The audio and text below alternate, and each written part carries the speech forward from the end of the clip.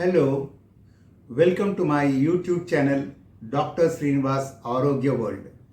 ఇది doctor Srinivas neuro physician, Rajahmundry, Andhra Pradesh, India. ఇవాళ మనం డిమెన్షియాని రివర్స్ చేయొచ్చా చేయలేమా అది దాని గురించి మనం డిస్కస్ చేద్దాం.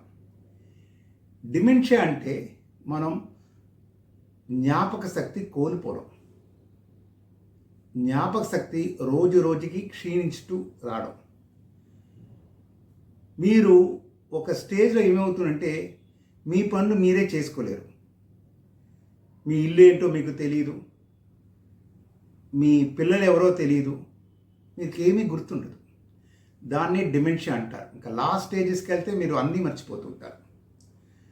సో డిమెన్షియా అనగానే చాలామందికి ఒక అపోహన ఉంది, ఈయనకి మతిమరుపు వచ్చేసింది, ఇంకా ఈయన నార్మల్ అవ్వలేరు అని చాలామంది అనుకుంటూ ఉంటారు.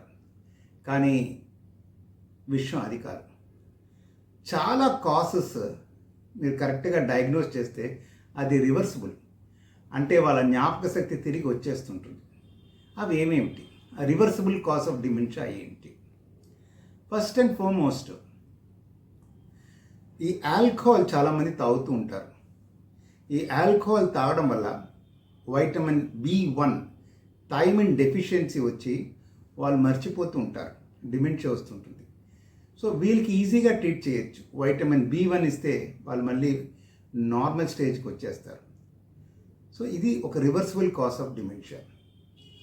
రెండోది హైపోథైరాయిడిజం. థైరాయిడ్ తక్కువైన వాళ్ళకి ఏమవుతుందంటే జ్ఞాపక శక్తి కోల్పోతూ ఉంటారు హైపోథైరాయిడిజం వల్ల. అది కూడా మనం కరెక్ట్గా ఇన్వెస్టిగేషన్ చేసేసి కనిపెట్టేసి దానికి థైరాయిడ్ రీప్లేస్మెంట్ చేస్తే మళ్ళీ వాళ్ళు కూడా కోలుకుంటారు. మూడవది క్రానిక్ సబ్డ్యూరల్ హెమటోమా అంటారు. కొంతమందికి హెడ్ ఇంజరీ అవుతుంది, దానివల్ల రక్తనాళాలు చిట్లిపోతాయి. సో రక్తం గడ్డ కడుతుంది. ఎస్పెషలీ ఎల్డర్లీ, వయసైన వాళ్ళకి, వాళ్ళు కూడా జ్ఞాపక శక్తి కోల్పోతూ ఉంటారు.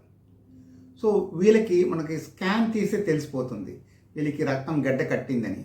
వెంటనే న్యూరో సర్జన్కి రెఫర్ చేసేసి ఆ న్యూరో సర్జన్ ఆ బ్లడ్ క్లాట్ తీసేస్తే మళ్ళీ వాళ్ళకి జ్ఞాపక శక్తి బాగానే వచ్చేస్తుంటుంది. అలాగే వైటమిన్ B6 అయినా B12 అయినా తక్కువ అయితే కూడా డిమెన్షియా వస్తుంది. మనం రీప్లేస్ చేస్తే వాళ్ళకి జ్ఞాపక శక్తి వచ్చేస్తుంటుంది. కొన్ని ఇన్ఫెక్షన్స్ వల్ల రావచ్చు జ్ఞాపక శక్తి కోల్పోవడం. వాళ్ళకి యాంటీబయాటిక్స్ ఇస్తే బాగా నయం అవుతుంటుంది. ఇలాగా రివర్సిబుల్ కాజెస్ ఆఫ్ డిమెన్షియా ఉన్నప్పటికీను కొన్ని డిమెన్షియాస్కి మనం పెద్దగా ఏమీ చేయలేము. ఫర్ ఎగ్జాంపుల్ అల్జైమర్స్ డిమెన్షియా, అది చాలా కామన్. అది వయసు అయిన కొద్దీ బ్రెయిన్ షింక్ అవుతూ ఉంటుంది. ఎస్పెషలీ హిప్పోక్యాంపస్ అని ఒక ఏరియా, అదే మన మెమరీకి చాలా ఇంపార్టెంట్ ఏరియా, అది షింక్ అయిపోతూ వస్తుంటుంది. సో వాళ్ళు రోజు రోజుకి వాళ్ళ జ్ఞాపకశక్తి కోల్పోతూ వస్తుంటారు. చివరికి వాళ్ళు ఎవరో ఎక్కడ ఉంటున్నారో ఏమీ తెలియదు. దీనికి మనం పెద్దగా ట్రీట్మెంట్ చేయలేం. కోలినర్జిక్ డ్రగ్స్ ఇస్తాం కానీ పెద్దగా ట్రీట్మెంట్ మనం చేయలేం.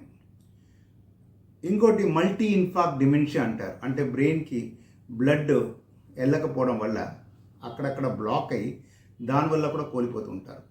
దానికి మనం ఆస్పిరిన్ అని మాత్రం పెడుతూ ఉంటాం కానీ ఫుల్ రికవరీ రావడం అనేది కష్టం. సో ఇలా కొన్ని డిమెన్షియాస్కి ట్రీట్మెంట్ లేనప్పటికీ చాలా డిమెన్షియాస్కి ట్రీట్మెంట్ ఉంది. చక్కగా మనం డయాగ్నోస్ చేసి ట్రీట్మెంట్ ఇస్తే వాళ్ళు కోలుకుంటారు. సో మన డాక్టర్గా మన కర్తవ్యం ఏంటంటే ఎవరన్నా జ్ఞాపక శక్తి కోల్పోయి వస్తే వాళ్ళకి రివర్సిబుల్ కాసెస్ ఉన్నాయా, ట్రీట్మెంట్ ఇస్తే బాగా అయ్యే జబ్బులు ఉన్నాయా లేదా కనిపెట్టి దానికి తగినట్టు ట్రీట్మెంట్ ఇస్తే వాళ్ళు చక్కగా కోలుకుంటారు. సో దాంట్లోనే ఒక డాక్టర్ ఒక ఎఫిషియన్సీ, ఒక స్మార్ట్నెస్ ఉంది. ఇది doctor Srinivas neuro physician. Thank you.